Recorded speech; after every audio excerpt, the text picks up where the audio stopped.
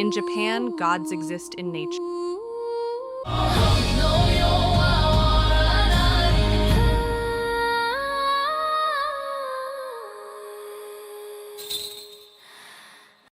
Is a nation just a political system?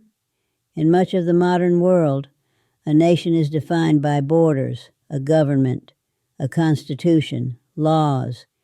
It is a structure designed by humans. But in Japan, the idea of the nation developed differently. Long before modern politics, Japan was understood as a continuous land inhabited by kami. Mountains were sacred, rivers were sacred, ancestral spirits were sacred. Over time, this created a unique perception. The land itself was not neutral territory. It was living space shared with the sacred. This worldview shaped how people understood belonging. In many Western traditions, religion and nation are separate categories. You may change citizenship without changing faith, or change faith without changing nationality. But in Japan's historical consciousness, community, land, ancestry, and spirituality were interwoven. The emperor was not originally understood merely as a political ruler. He was seen as a symbol of continuity, not simply authority, but lineage, a bridge between mythic origins and present reality. This does not mean every era was peaceful. History contains conflict, power struggles, wars.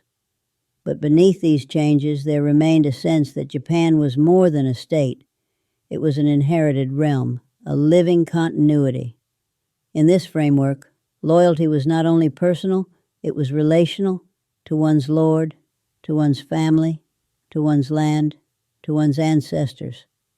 Duty was not abstract law, it was a moral bond within a sacred continuum.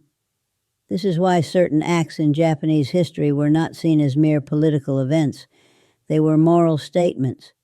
They resonated beyond legality. In modern language, we might call this nationalism, but historically, it was closer to sacred belonging.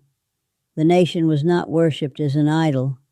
It was experienced as inherited presence. To live within it was to stand inside a long memory.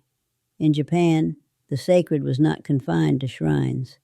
It extended into community, into history, into the idea of the land itself. And when loyalty, honor, and sacrifice intersected with this world view, history produced stories that still move people today.